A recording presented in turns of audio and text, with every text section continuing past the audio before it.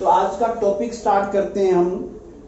Last day हमने ये पढ़ा था एग्जिस्टेंस एंड नॉन एग्जिस्टेंस के बारे में, और हमने पढ़ा था रिड्यूसिंग नेचर के बारे में। तो आज हम लोग पढ़ने जा रहे हैं boiling point and volatile nature. किसी भी चीज का बॉइलिंग पॉइंट किस चीज पे डिपेंड करता है? बॉइलिंग पॉइंट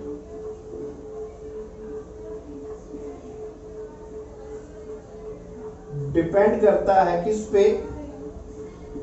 वो डिपेंड करता है force of attraction between the molecules. किस पे डिपेंड करता है? Force of attraction between the molecules, उन पे डिपेंड करता है। और ये मॉलिक्यूल्स किसके हो सकते हैं? एलिमेंट के भी हो सकते हैं। और ये मॉलिक्यूल किसके ऊपर डिपेंड हो सकते हैं? कंपाउंड्स के भी हो सकते हैं। तो एलिमेंट अगर हमारे पास क्या है, नॉन पोलर होंगे। नॉन पोलर में हम लोग क्या देखते हैं? वंडरवाल फोर्सेस देखते हैं। और वंडरवाल फोर्सेस क्या रहती हैं? साइज के क्या होती हैं? डायरेक्टली प्रोपोर्शनल होती हैं। कंपाउंड्स के अंदर हम क्या देखते हैं? हाइड्रोजन बॉन्डिंग देखते हैं। हाइड्रोजन बॉन्डिंग आपको क्लियर ही होगी किसके बीच में होती है? हाइड्रोजन और फ्लोरीन के बीच में, हाइड्रोजन और ऑक्सीजन के बीच में, और हाइड्रोजन और नाइट्रोजन के बीच में। दूसरा हम क्या देख सकते हैं? इनमें भी वंडरवाल फोर्सेस देख सकते हैं। तो क्वेश्चंस करते हैं आज हम लोग बॉइलिंग पॉइंट्स के ऊपर। किसका बॉइलिंग पॉइंट क्या है, ज्यादा है? तो बेटा हमारे पास वाटर गिवन है, H2S गिवन है, H2SC एंड H2TE। क्या दिया हुआ है? ये हाइड्राइड्स ऑफ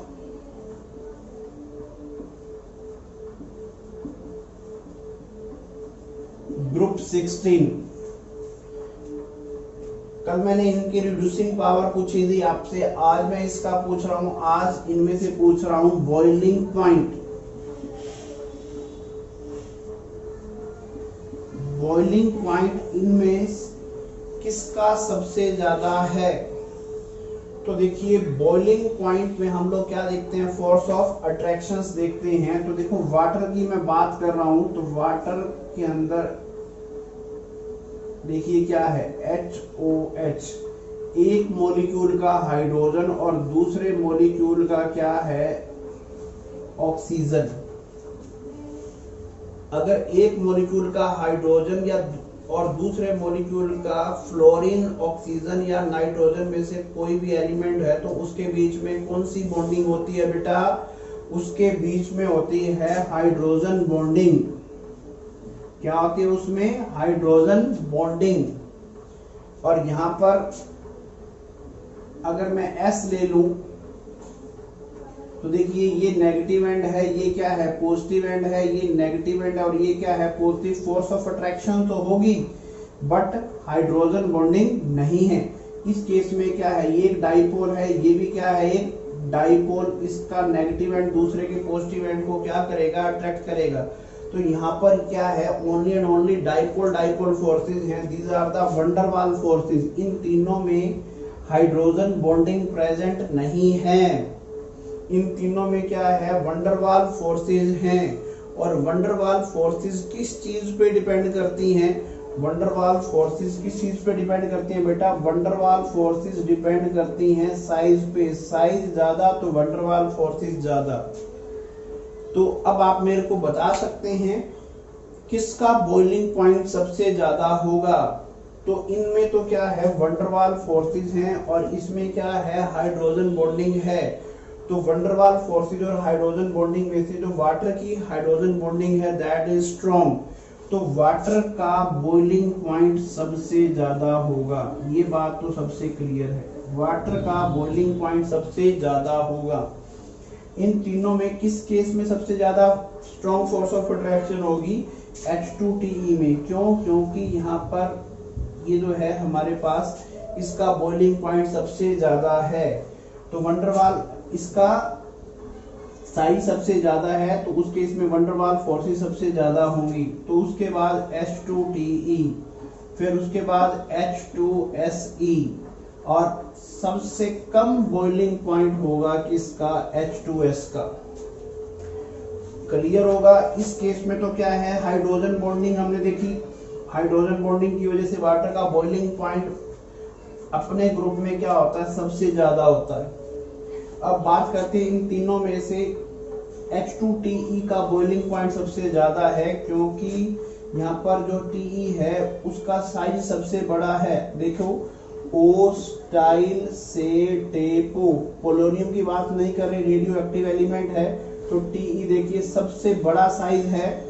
सबसे बड़ा साइज होने की वजह से यहाँ पर वंडरवाल फोर्सेस ज्यादा है। वंडरवाल फोर्सेस ज्यादा है तो क्या है, स्ट्रॉन्ग फोर्स ऑफ अट्रैक्शन है, तो स्ट्रॉन्ग फोर्स ऑफ अट्रैक्शन के बॉइलिंग पॉइंट डायरेक्टली प्रोपोर्शनल होता है। उसके बाद H2SE और सबसे कम क्या है, H2S का। और अब हम बात करें किसके, वोलेटाइल नेचर की। किसकी बात कर रहे हैं, वोलेटाइल नेचर की। तो वोलेटाइल नेचर क्या होता है, वोलेटाइल का मीनिंग क्या होता है, किसी भी चीज के वेपर्स बनना, और वेपर्स अगर फोर्स ऑफ अट्रैक्शन है तो मुश्किल से बनेंगे, अगर फोर्स ऑफ अट्रैक्शन स्ट्रॉन्ग है तो क्या बनेंगे, मुश्किल से वेपर्स बनेंगे। तो इनमें से किसका वोलेटाइल नेचर सबसे ज्यादा है, किसका वोलेटाइल नेचर सबसे ज्यादा है, जिस केस में क्या है, सबसे कम फोर्स ऑफ अट्रैक्शन हैं। तो सबसे वोलेटाइल नेचर का ऑर्डर क्या रहेगा, वोलेटाइल नेचर का ऑर्डर रहेगा H2S में सबसे ज्यादा, H2SC, H2TE, और सबसे कम वोलेटाइल नेचर रहेगा किसका, वाटर का। सबसे कम वोलेटाइल नेचर रहेगा किसका, वाटर का। और सबसे ज्यादा वोलेटाइल क्या है, हमारे पास H2S है। अब हम बात करते हैं, एक क्वेश्चन और देख लेते हैं, HF, HCl, HBr और HI, arrange them in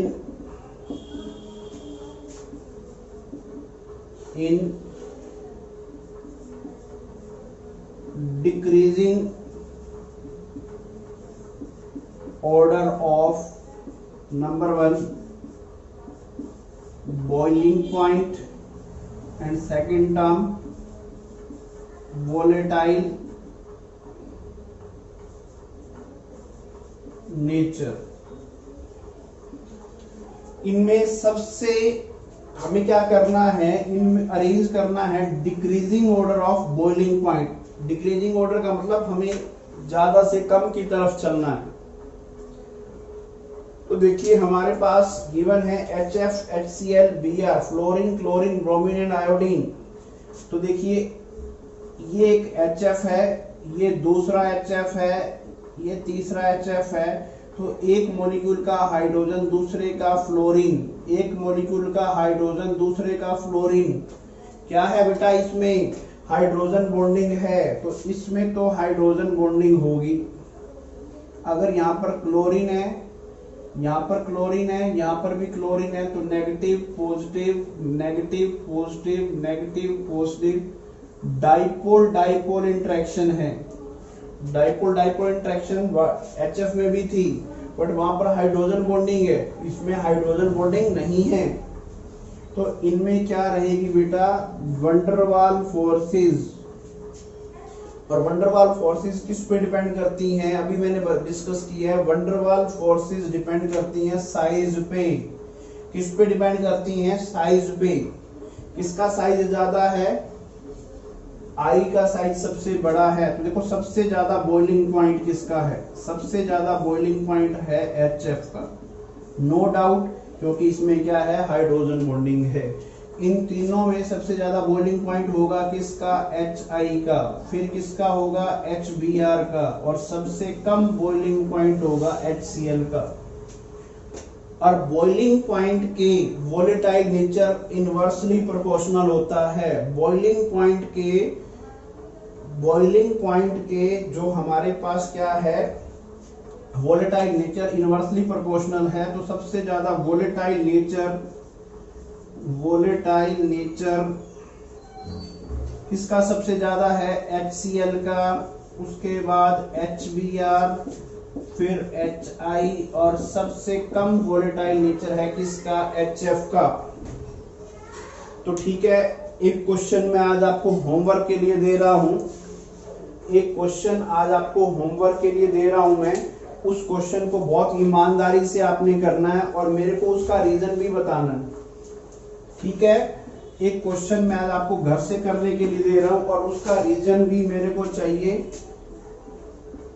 NH3PH3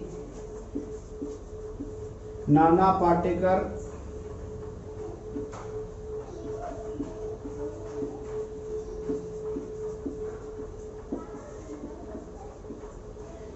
इनमें इनका हमें क्या करना है, डिक्रीजिंग ऑर्डर ऑफ, क्या निकालना है, decreasing order of boiling point और सेकंड वोलेटाइल नेचर। दोनों ही बेटा आपने मेरे को बताने हैं, decreasing order of boiling point and decreasing order of volatile nature.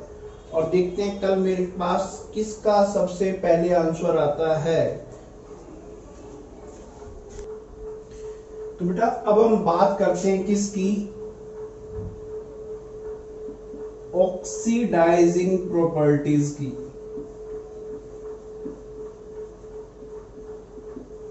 किसकी बात कर रहे हैं, ऑक्सीडाइजिंग प्रॉपर्टीज की बात कर रहे हैं। तो सबसे पहले मैं आपसे ये बात पूछ लेता हूं, ऑक्सीडाइजिंग एजेंट क्या होते हैं।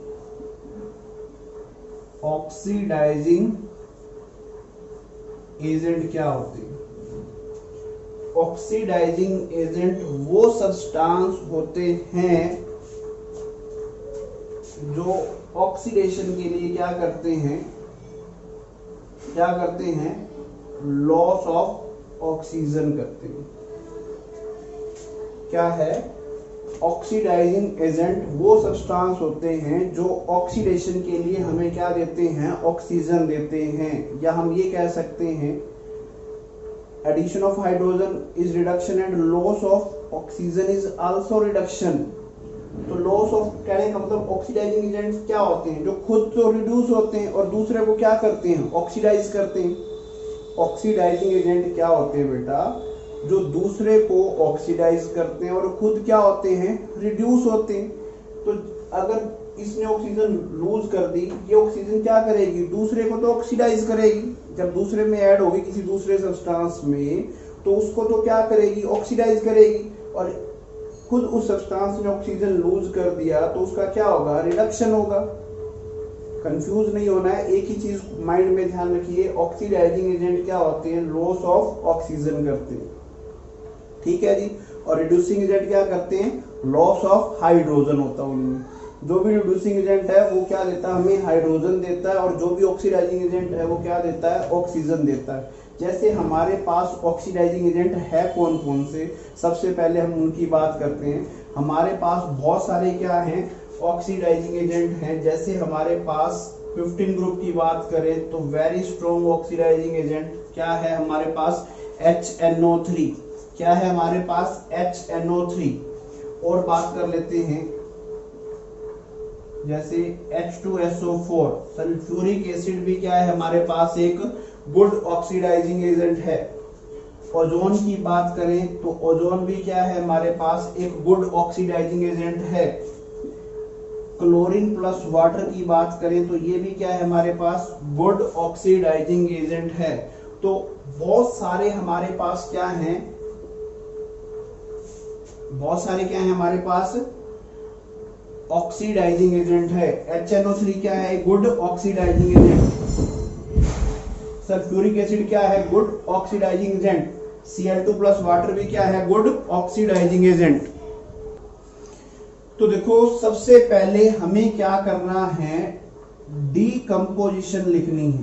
क्या लिखनी है, देखो जब भी हम ऑक्सीडाइजिंग प्रॉपर्टीज की बात करेंगे, ऑक्सीडाइजिंग एजेंट की बात करेंगे, तो सबसे पहले हम क्या करते हैं, जो भी ऑक्सीडाइजिंग एजेंट है उसकी क्या पता होनी चाहिए, डीकंपोजिशन। क्या पता होनी चाहिए उसकी डीकंपोजिशन रिएक्शन।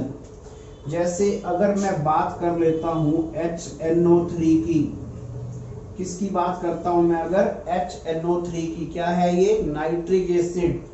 तो अगर ये हमारे पास डाइल्यूट है और अगर ये क्या है हमारे पास कंसंट्रेटेड, अगर ये क्या है हमारे पास डाइल्यूट है और अगर क्या है हमारे पास कंसंट्रेटेड, तो देखिए जब हमारे पास ये कंसंट्रेटेड होता है, जब ये हमारे पास क्या होता है, कंसंट्रेटेड होता है, तो हमारे पास HNO3 क्या बनाता है, ब्रेक डाउन होके H2O plus NO2 plus nascent oxygen क्या बनाता है। जब ये हमारे पास कंसंट्रेटेड होता है तो ये ब्रेक, इसकी डीकंपोजिशन से क्या बनता है, H2O plus NO2 plus O, और ये रिएक्शन बैलेंस होनी चाहिए बेटा।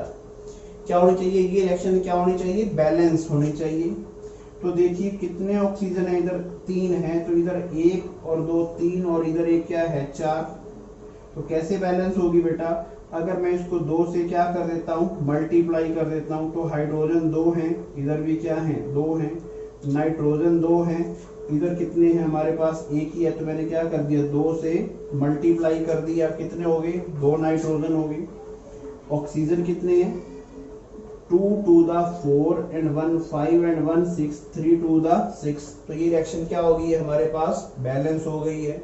अगर हमारे पास जो NO2 होती है ना बेटा, ये क्या होती है, ब्राउन कलर की गैस होती है, क्या होती है, ब्राउन कलर की गैस होती है।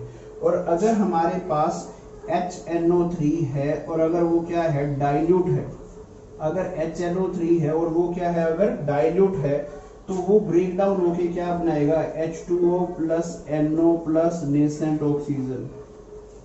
देखिए बैलेंस कर लेते हैं, 2 हाइड्रोजन है, इधर एक था, मैंने 2 से क्या कर दिया मल्टीप्लाई। ऑक्सीजन 6 है हमारे पास, 2 into 3 6, और यहाँ पर कितने हैं, इधर देखिए 1 2 और 1 3 है।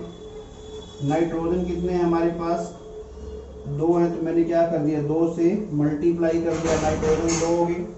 ऑक्सीजन है हमारे पास 6, 1 और 2 3 और 1 4 है, मैंने 3 से मल्टीप्लाई कर दिया, 3 2 5 and 1 6। तो ये देखिए क्या आ गया हमारे पास, ये आ गई हमारे पास decomposition reaction for dilute nitric acid, और ये रिएक्शन आ गई हमारे पास कंसंट्रेटेड नाइट्रिक एसिड की।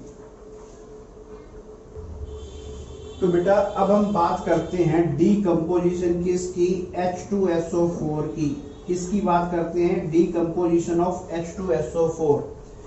तो देखिए H2SO4 डीकंपोज होके क्या बनाता है, H2O plus SO2 plus nascent oxygen. क्या बनाता है, H2SO4 ब्रेक डाउन होके क्या बनाता है, H2O plus SO2 plus nascent oxygen. Balance देख लीजिए, 2 हैं, 2 हाइड्रोजन है, 1 सल्फर है, 1 सल्फर है, 4 ऑक्सीजन है, 1 2 3 और 1 4। ठीक है। अगर मैं बात करता हूं किसकी, ओजोन की, किसकी बात करता हूं, ओजोन की, इसकी बात कर रहे हैं हम ओजोन की। तो ओजोन ब्रेक डाउन होके क्या देता है, O2 प्लस O देता है। ओजोन ब्रेक डाउन होके क्या देता है, O3 ब्रेक डाउन होके देता है O2 प्लस O। अगर मैं बात करता हूं किसकी, chlorine plus water, chlorine plus water, तो ये क्या देता है, ब्रेक डाउन होके 2HCl प्लस O। क्या देता है, 2HCl प्लस O। 2 हाइड्रोजन है, 2 हाइड्रोजन है, 2 क्लोरीन है, 2 क्लोरीन है, 1 ऑक्सीजन है, 1 ऑक्सीजन है। ठीक है। तो ये देखिए ये क्या दे रहा है हमारे पास, ये भी क्या दे रहा है, नेसेंट ऑक्सीजन दे रहा है। तो देखो बेटा जितने भी हम ऑक्सीडाइजिंग एजेंट पढ़ेंगे, जितने भी हम लोग क्या पढ़ेंगे, ऑक्सीडाइजिंग एजेंट पढ़ेंगे, सबसे पहले आपको उनकी क्या आनी चाहिए, डीकंपोजिशन रिएक्शन आनी चाहिए। अगर डीकंपोजिशन रिएक्शन ही नहीं आती, फिर आप लोग ऑक्सीडाइजिंग प्रॉपर्टीज के बारे में थोड़ा सा वीक रहोगे। तो बेटा कुछ और ऑक्सीडाइजिंग एजेंट भी हैं। एक तो क्या है हमारे पास, पोटेशियम पर मैग्नेट KMnO4, और दूसरा क्या है K2Cr2O7 पोटेशियम डाइक्रोमेट। तो ये भी क्या है, गुड ऑक्सीडाइजिंग एजेंट हैं। और आज आपके लिए होमवर्क रहेगा, इनकी डीकम्पोजिशन रिएक्शन आपने क्या करनी है, लिख के मेरे को क्या करनी है, सेंड करनी है। मैं ये क्वेश्चंस डॉक्यूमेंट्स में सेंड करूंगा और आपने मेरे को क्या करनी है, इनकी डीकम्पोजिशन रिएक्शंस लिख के मेरे को क्या करनी है, सेंड करनी है। तो देखो, ऑक्सीडाइजिंग एजेंट स्टार्ट करने से पहले आज सिर्फ एंड सिर्फ जितने भी ऑक्सीडाइजिंग एजेंट हैं हमारे पास, जैसे H2SO4, O3, chlorine, nitric acid, KMNO4, K2Cr2O7, इन सब की आपको क्या आनी चाहिए, सबसे पहले पता होना चाहिए डीकम्पोजिशन रिएक्शन के बारे में। अगर डीकम्पोजिशन रिएक्शन आपको अच्छे तरीके से आ जाती हैं तो आपके पास मिनिमम, मैं आपको एश्योर कर सकता हूँ, एग्जाम में 2 to 3 मार्क्स की रिएक्शन आपके इन ऑक्सीडाइजिंग करैक्टर से आती ही आती है। तो सबसे पहले आज आपको क्या करनी है, डीकम्पोजिशन रिएक्शन लिखनी है। कल हम बात करेंगे इनकी रिएक्शंस की, जो नेक्स्ट लेक्चर में हम इनकी रिएक्शंस के बारे में बता करेंगे। तो जो भी आपको होमवर्क दिया जाता है उसको बहुत ही ऑनेस्टली आपने क्या करना है, सॉल्व करना है। ठीक है बेटा, तो मिलते हैं नेक्स्ट लेक्चर के अंदर। इतना जरूर याद रखना, आज आपको डीकम्पोजिशन रिएक्शंस लिखनी है ऑक्सीडाइजिंग एजेंट्स की।